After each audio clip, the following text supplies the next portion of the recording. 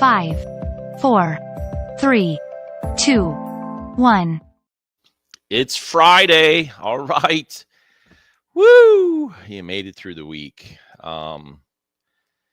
Hey, look, the title of this is My Grandparents Suck, or Was It Me? I know that not everybody was able to know their grandparents, and I know that those who knew their grandparents weren't probably able to hang out with their grandparents very much, and some people were. I was actually privileged enough to be able to do that with both sets. So my mother's parents and my father's parents, I was able to do that quite significantly at certainly the younger years up to my teenage years and things. So I was thinking about this. I want to tell you a time when I was like a couple months away from being 16. I spent a lot of time helping one set of my grandparents at their business throughout the summer.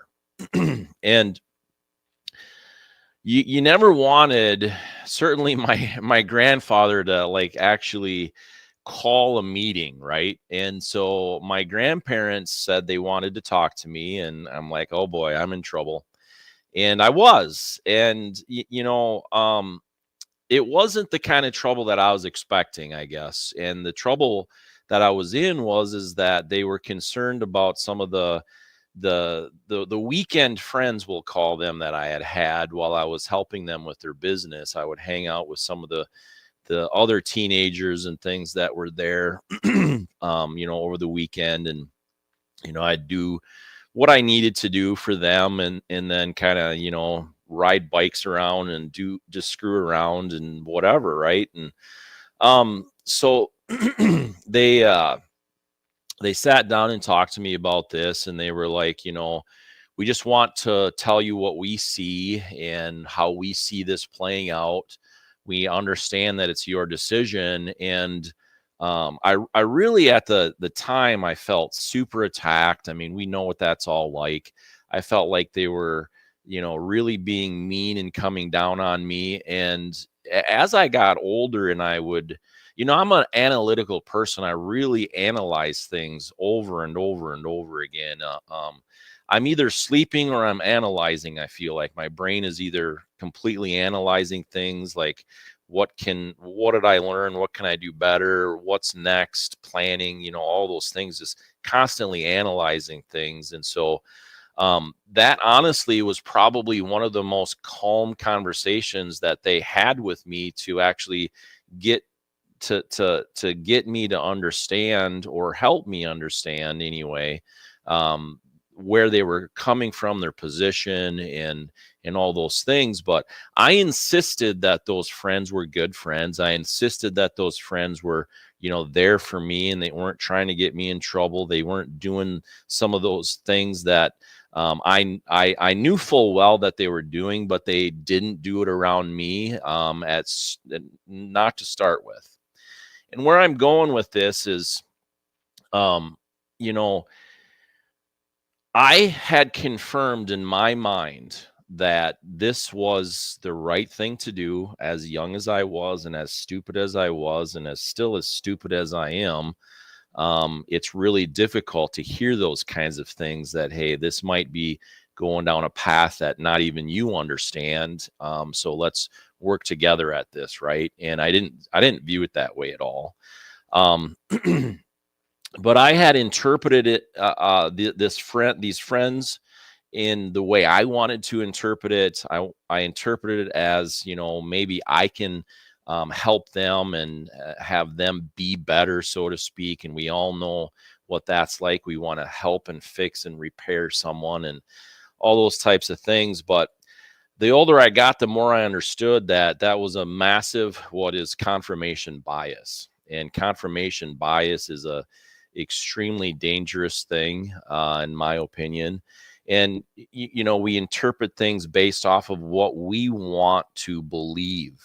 It doesn't matter the facts, or it doesn't matter the numbers or anything like that. I wanted to believe my grandparents suck and that I'm the hero, right? And it just wasn't the case. It was the other way around. And I'm super thankful for both sets of grandparents and the lessons that they, taught me in, decision making and things. And so when we have a confirmation bias, and when we say, as adults, most certainly, if we say we don't have a confirmation bias, it's not my problem, it's your problem. And I've been hammering on this the last few days because it's really disturbing some of the things that that you're sending me.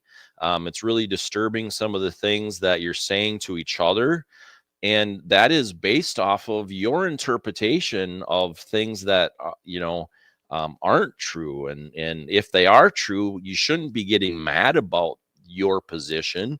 You should be able to just graciously discuss your decision and your opinion and your supposed facts with things. Now, I'm telling you, I get it wrong often, but I really hope and believe that I'm open to looking at a lot of different things and a lot of different facts. I've been asked by a lot of people. So I want to say this. Thank you. There's probably over 500 people right now that have been extremely loyal, engaging people. And I thank you so much for that. Please continue to engage. Please continue to send me what your thoughts are, what you want to look at. And I'll do that. So Monday, we're going to dig into immigration, but I want to finish with the confirmation bias thing here. When we process information to support our own narrative and our own paradigm, and just completely will shut off and get angry about any of these other things that are being presented to us, I really hope that you reflect on that. I really hope that you do, because I'm seeing neighbors fighting neighbors over really weird things, quite frankly, and co-workers versus co-worker fighting over really weird things.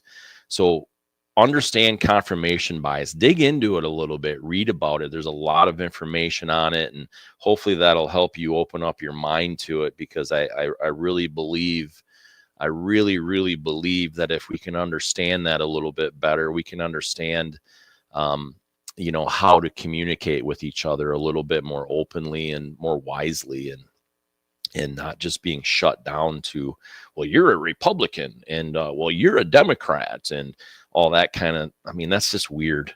To me, it's very, very weird to me. Have your political bias or whatever, for sure. I get that, but then explain why. And then if there's facts that are shown, let's talk about them instead of this weird, it's just bizarre to me. It really is. People dying on hills that are just, I just really can't wrap my brain around it. And study ourselves. That's ultimately what I'm saying. We have to study ourselves and look in that mirror and figure out what's going on. But we're going to talk about immigration on Monday, as long as I can wrap up over the weekend.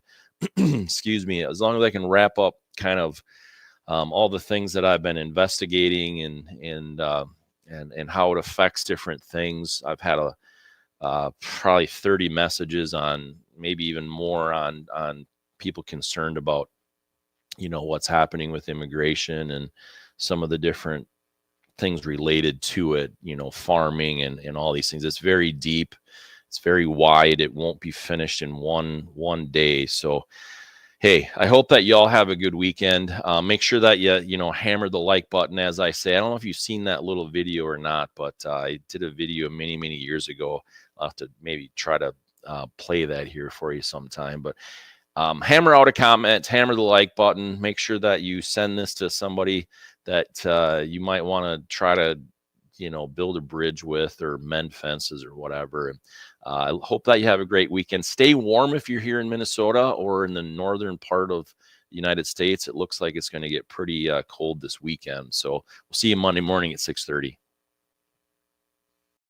So it's done. It's done.